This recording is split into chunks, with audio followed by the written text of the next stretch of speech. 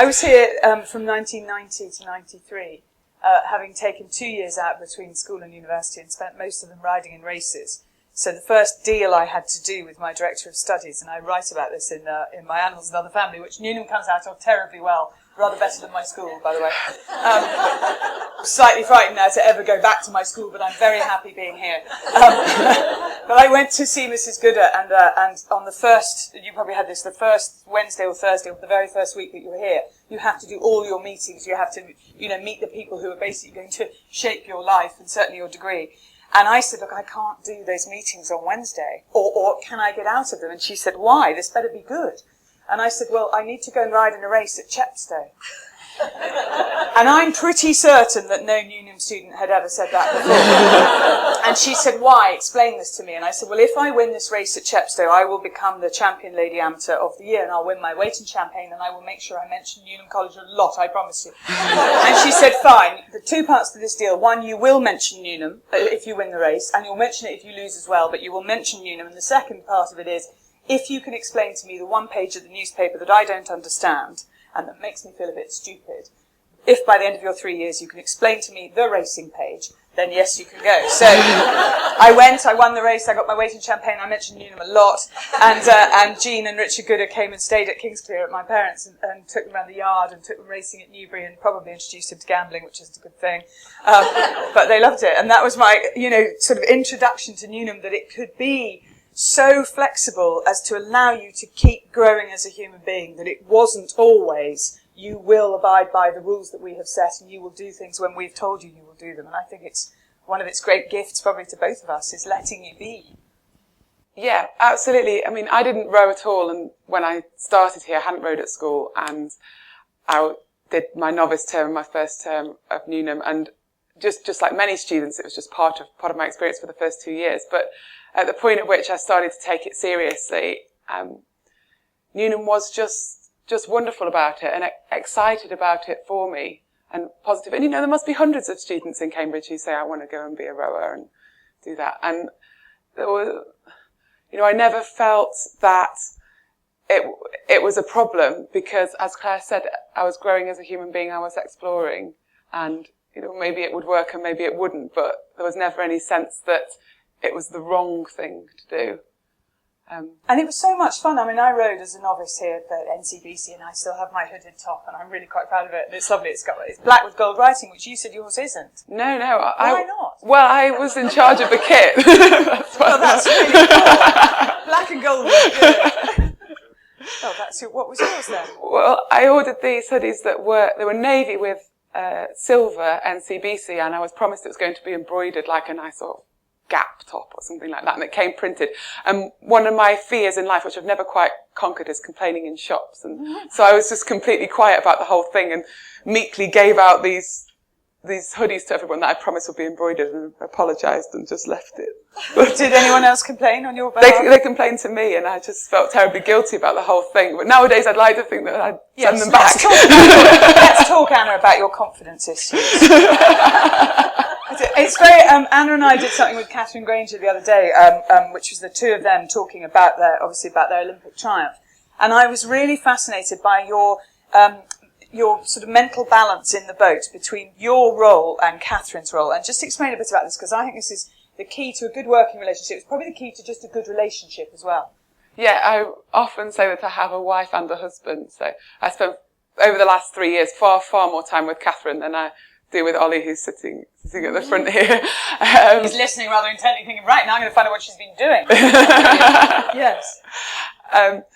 Catherine is an incredibly passionate, dynamic, and highly motivated person. And, I'm sure that those of you who've seen her on the TV, that comes across really strongly. And that is how she is, in the person, in the flesh as well. She's been the sort of natural leader of our squad for a long time, and when I very first came into the squad, she was already in that position.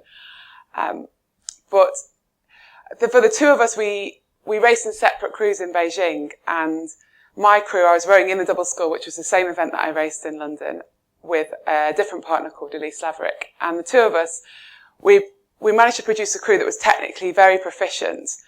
The way that we moved the boat, the way that we communicated with each other, I think we really hit the top notch, and we sat on the start line and we had no idea what to expect, and we ended up in this incredibly tight finish where there were 6 inches separating bronze, silver and gold, and we got the bronze. And it was a shock to us because we thought we might snatch a medal, but we didn't think that we could possibly be so close to the gold medal.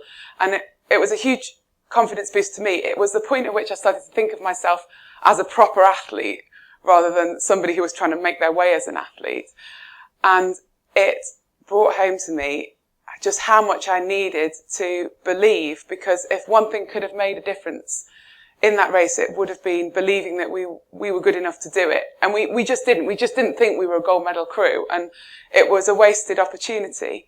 And I think for Catherine, it was a little different. There were 4 people in that boat, and they all believed that they could win it. And there were hints that it maybe wasn't quite right, and certainly from a technical point of view, Elise and I were training alongside them, and we could see that there was the odd thing, but they had so much passion. Everybody thought that would see them through, and they would be fine. And when they didn't win, and everybody was so upset, and all the 4 of them were all devastated, it took Catherine a long, long time to get over.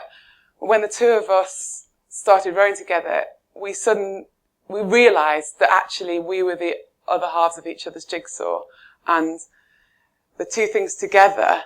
One person, I'm the planner in the boat, and I take care of the question, which is, every day in the morning we have to wake up and know exactly what our goal is for the day. What are we trying to improve in this session? How we're going to do it? And it's my job to do all the talking in the boat. So through each training session, through each race, sort of the tactical calls, and all of that communication is my job. But Catherine makes it seem possible.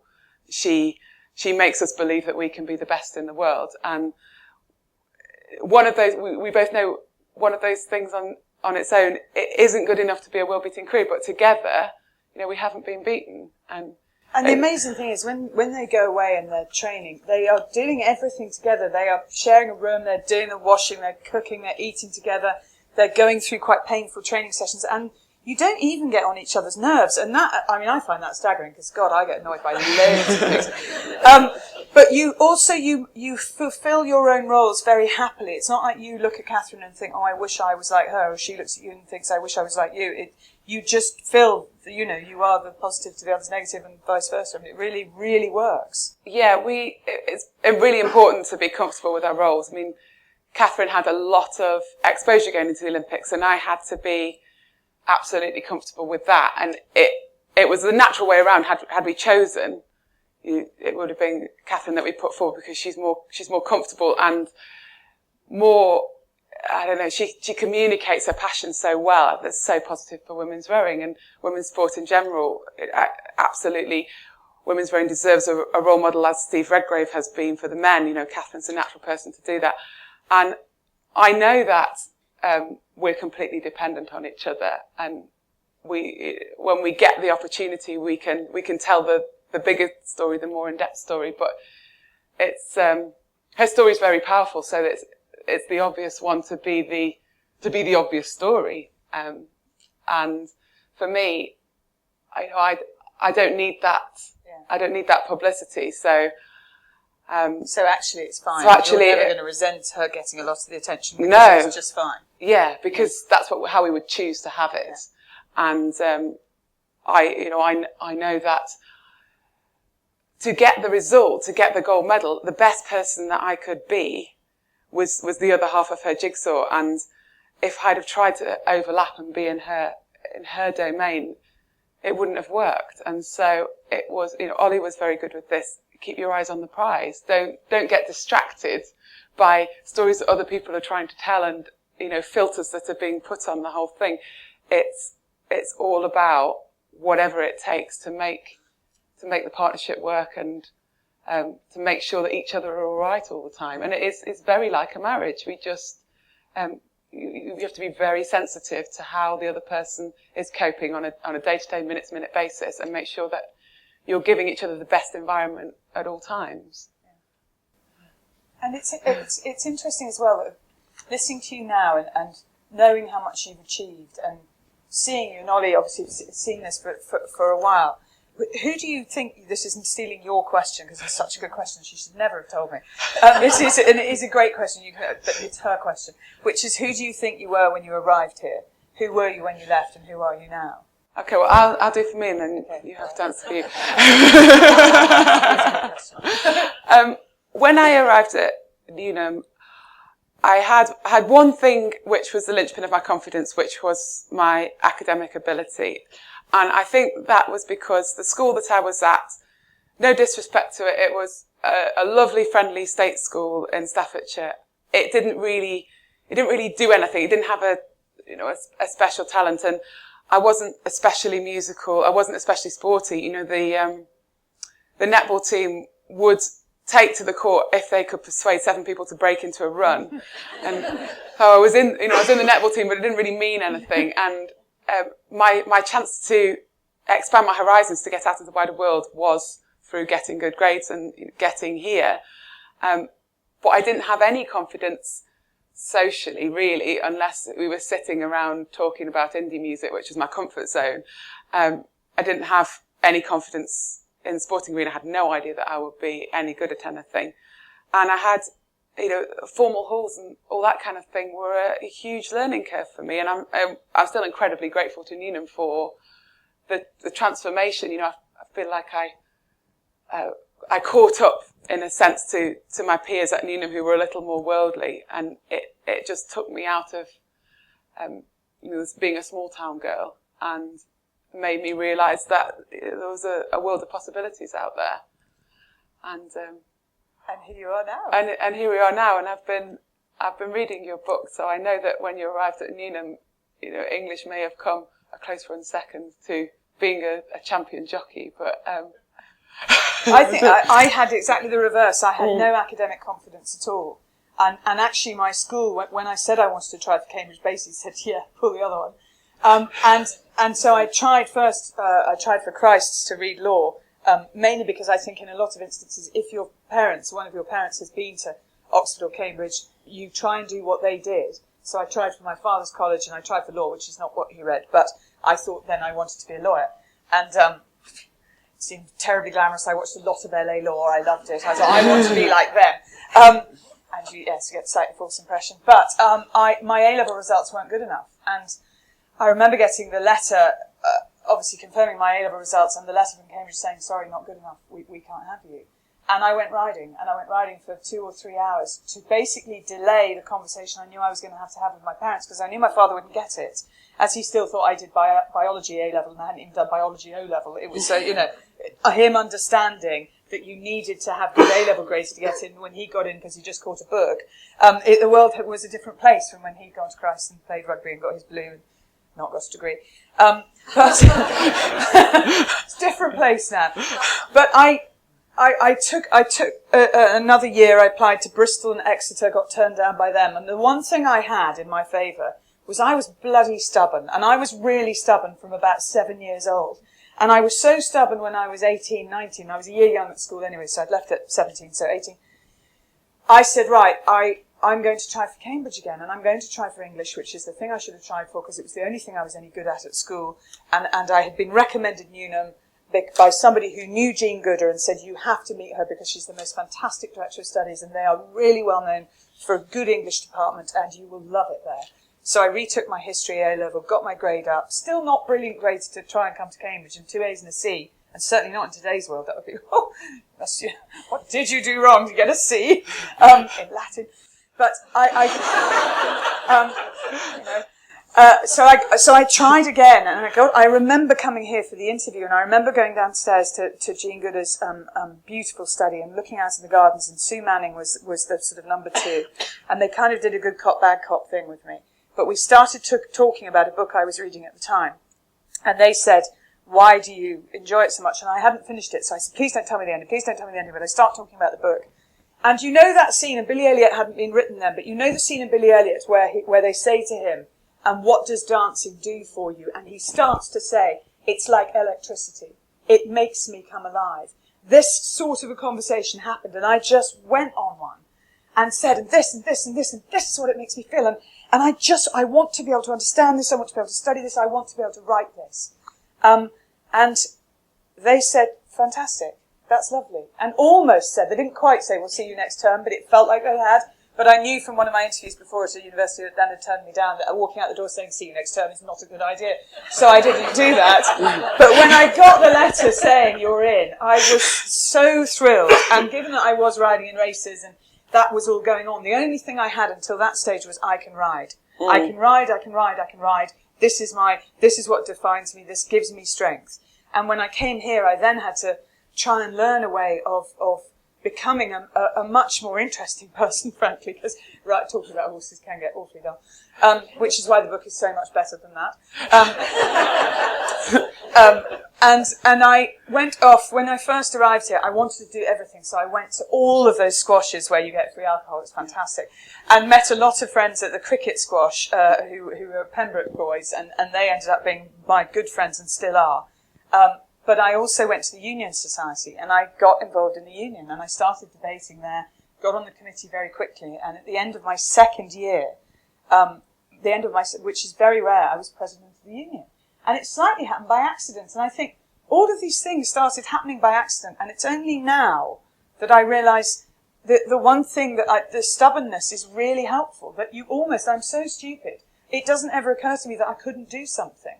So I turn up presenting the Olympics without a second thought of, what am I doing here? Do I really know anything about swimming? To me, it's just like, yeah, fantastic, I'll do swimming. Yeah, great, yeah, I'll learn about that, be fine.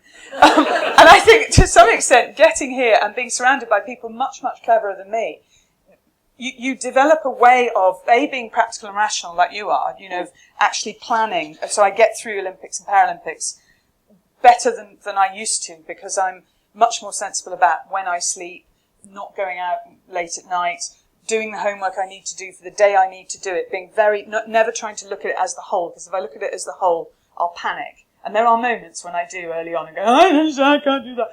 But then split it up, as you would do with your degree, split it up into parts, split it up into papers, split it up then into subjects within that, or books, or essay titles, or something, of just going, right, I'll do that, and that. And actually writing the book, which I loved doing, and can I just proudly say, in today's Sunday Times bestseller list, and I wish Jean Goodall was here just to be able to show her that she's in France or somewhere, isn't she? Will you show her the page that says, General Non-Fiction, number 1, My Animals and Other Family by Clare and that is today. And actually being able to write that book and deliver it on time was a triumph of the practical me, which hasn't been that developed. I think I was much more like Catherine through most of my, hey, fantastic, let's go, come on, we're going to win this. And I've learnt to have that little bit of you in terms of, right, how is this going to happen? And how can I influence its success, if indeed I can? And so, hopefully, getting there. So you very kindly gave me a copy of your book earlier on this week, and I've had a little read through. And I'm intrigued. I know you've been quite busy. It's nothing. And throughout your growing up, it seemed very important to you to escape with for a long walk or on the back of a horse usually. How have you coped with the roller coaster of the last 6 weeks or so, and through the Olympics, it's been a couple of months for you? Well, one of the good things the good thing about the Paralympics was Channel 4 very kindly offered to drive me home every night after my programme finished, so I wouldn't get home till about midnight. But as I live in West London, the difference of waking up at home and being able to walk the dog, just to have an hour in the morning where I could be me and not, no makeup on, just in my scruffy dog walking jeans, which are really scruffy. Going to the park, walking down to the river, having natural light.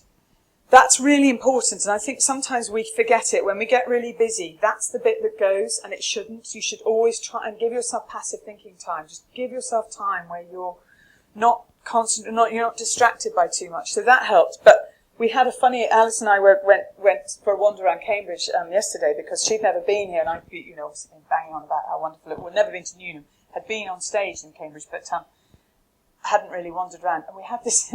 We were fine in the smart shops in Jaeger and Reese and wherever else we were, because there's only about 2 people in there when you're in there. But we went into TK Maxx. I need to go to TK Maxx. And that was a mistake. That was a big mistake. And as we were two girls, young girls, came running in the door and went,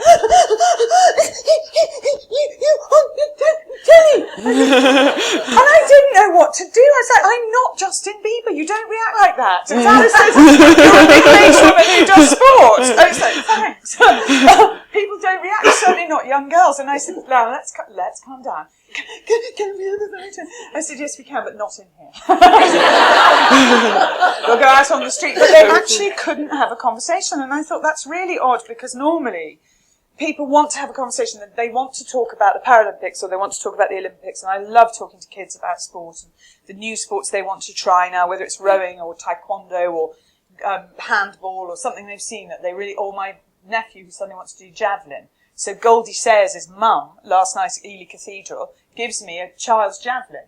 It's brilliant. I know I'm going to be really popular with my brother and sister-in-law. The boys are throwing a javelin in the garden. But that's easy, because I'm talking about something else. When somebody comes up and they're just saying, you, what do I say? I don't know. So I'm not really sure how to deal with it, actually. I mean, it was very odd being on Jonathan Ross with Justin Bieber and Liam Neeson and the Killers. And I just sit down. All that iconic hair. I know. All of it, yeah. Me and Justin, I know. And I sat next to Justin Bieber, and I remember thinking, gosh, what am I going to talk to you about? I said, so, are you on tour? Where have you been? And poor lad, he's still got jet lag. He said, and he's terribly sweet, very polite, but I did struggle. Liam was fine. We warmed up and we had long chats about, I can't remember what, fly fishing. He tells the story very slowly. He's very nice, he's very wise, but it is a bit weird. I do find it odd. You must find it odd. Yeah, I think for me it's been, well, it happened overnight, really. Catherine had a bit of a chance to get used to being known and people being excited to talk to her, but for me, we were so sheltered coming into the racing. We were in our hotel, we were in our routine, and there was a comfort in the routine. Even for the finals day, we knew exactly what we were doing right up until, the last stroke of the race. Then you cross the line and suddenly you don't have a rule book anymore.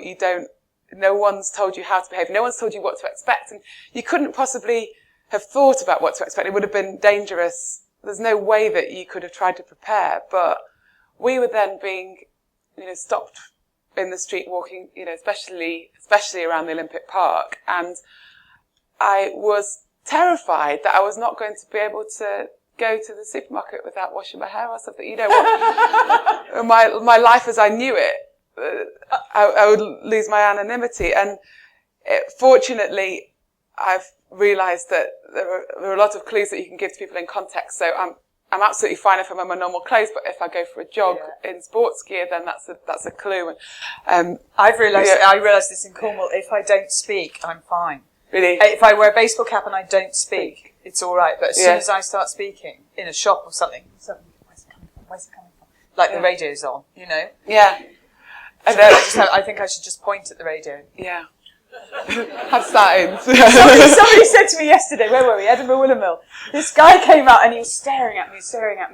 And then he goes, you look very like Clare Baldwin. You look very, very, do you get that a lot? And I said, I do actually. I said, mainly from my parents. And he didn't understand. I was just laugh, and I know that he stood there going, I must have walked away going, she's very rude. I thought that was a really funny line, but he didn't, And so he's walking away looking at me. And you don't know what to do. No. Very odd. But I had two heavies with me. I was doing a book signing in Leadenhall Market in the Waterstones. These two security guys, Waterstones always provide you with security men. They're walking me through Leadenhall Market afterwards. And of course I'm chatting to them because I'm quite embarrassed that I've got two big men in black suits. I say, so what do you normally do, And they say, we've done a lot of work with One Direction and, we need to keep that. I said, to be honest, I don't think you'll have that much problem with me.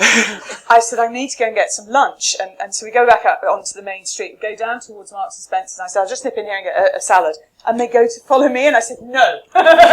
Honestly, I am capable of going into M&S and getting my lunch without security. I'll be fine.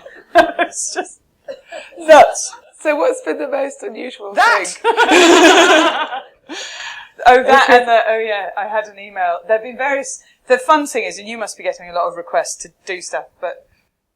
Well, I think you probably more so than I. I mean, I've been able to go to lots of schools and events, and it's been wonderful. And I've had to learn really what my job is, what my new job as a sort of Olympic ambassador, I suppose.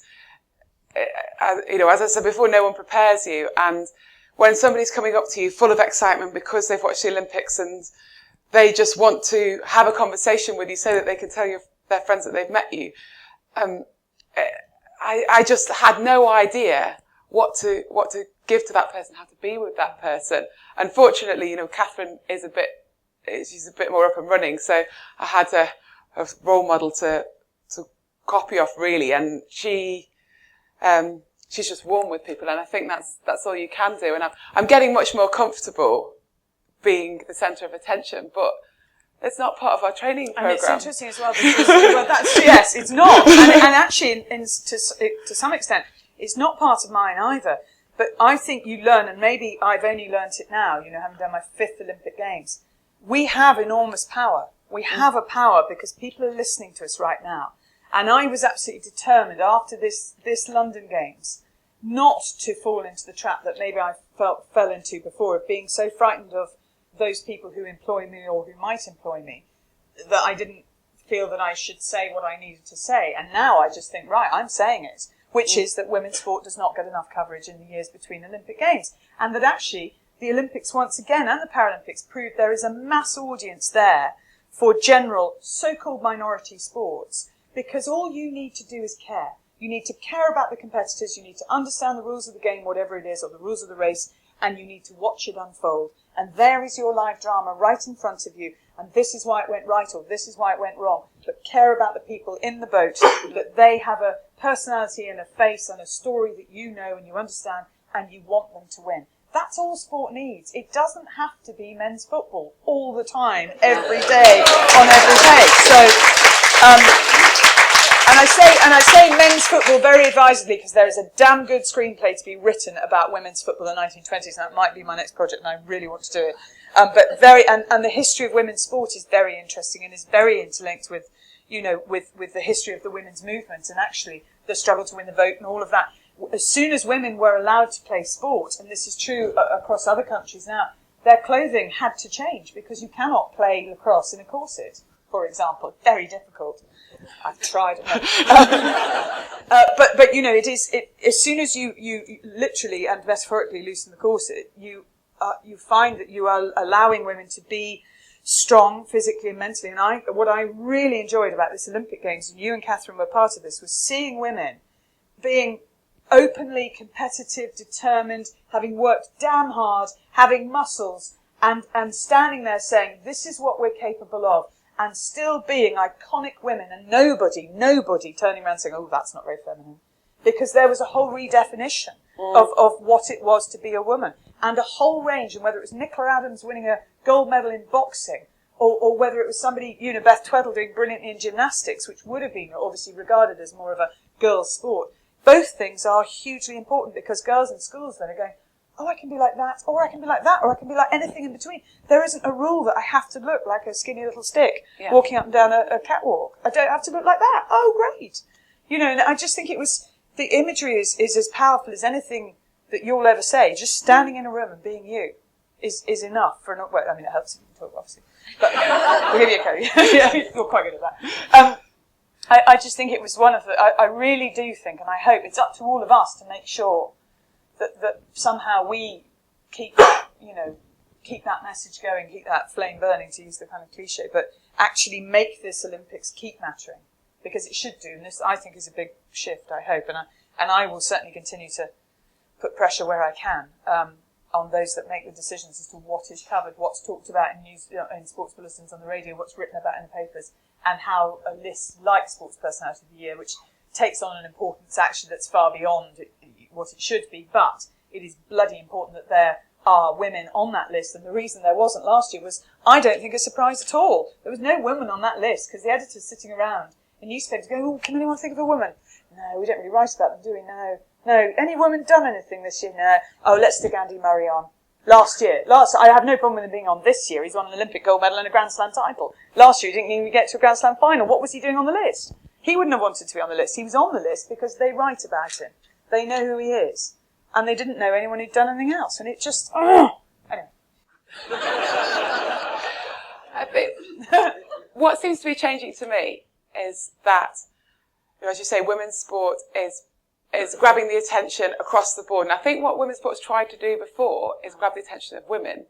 Yes, you're right. Yeah. Now it's grabbing the attention of everyone. And there's a couple of incidents that really brought home to me how this is changing. And Catherine and I were sitting in a coffee shop during the Olympics on the morning that after Nicola Adams had won. And there were a couple of very muscular guys doing the coffee, and we overheard them. They were just chatting about the match and how amazing she'd been, and she'd done this and she'd done that and she'd thrown that punch, and just how awesomely cool the whole thing was, and you just wouldn't have expected those guys to be into it. And the other one was I went to a school in Islington earlier on this week, and it's a very sort of mixed intake school, and we were doing they were getting there on their rowing machines, and they're sort of 14, 15-year-old boys, and they're way too cool for the whole thing, and they're just sitting there, muttering and and then you bring out a gold medal, and all of a sudden the whole thing drops away. They're 8 years old again. They're really excited, and they come rushing over full of questions, and you expect it to get the girls, but to get the boys as well. That makes it mean more for the girls as well, because everybody, it's not... I love it as well when I get little boys coming up. I mean, I like it when I get little girls coming up saying, I want to do your job, but you're right, when little boys come up and say, I want to do what you do, you know that they're not saying it just because they're not saying it because they see you and think, oh, well, I can do that too. They're seeing it because they're saying, you clearly love it. Yeah. You're getting so much joy from it. I want to feel like that. Yeah, that's when you've crossed the barrier of it being a gender-related thing. Exactly. And that's, and there will be opportunities. I'm involved in a project that will, I think one of the things women's sport has lacked is consistent information. And going back to that whole practical, rational, and emotional thing, the practical framework hasn't been there for women's sport. There isn't even a holding website where all of the news comes in. And journalists are fairly lazy. And I know I've sat there and I've written sports desks every half hour. And the stuff that you get through on the PA wires is what you tend to then fill your sports desk with. And 9 out of 10 of those stories are about men's football. So away you go. You write whatever's there. And so rare is it that any line ever came in about women's sports. So you had to actively find it. And most of them won't or don't have time. So I'm saying to them, look, why don't you make it an absolute on 5 Live, as that is the main feed, and those sports desks, once they're written, then go off to all the other networks and all the local radio stations, and generally speaking are picked up and just read out verbatim. Why don't you insist that there is a story on women's sport every day? Because as far as the world is concerned, you won't do anything again until Rio. You'll just be eating food. As far as they're concerned, wrapping Christmas presents or whatever. It's like, and always around Christmas when there's nothing happening, there's never a story about women. And I always think, what do they think that female athletes are doing right now? Wrapping presents and cooking dinner, obviously, and that's not newsworthy. And it's not true. That's not what they're still training. They're training every day. They're still planning for whatever the next big competition is. And it'll happen. It will happen. And it'll either happen or I'll get fired.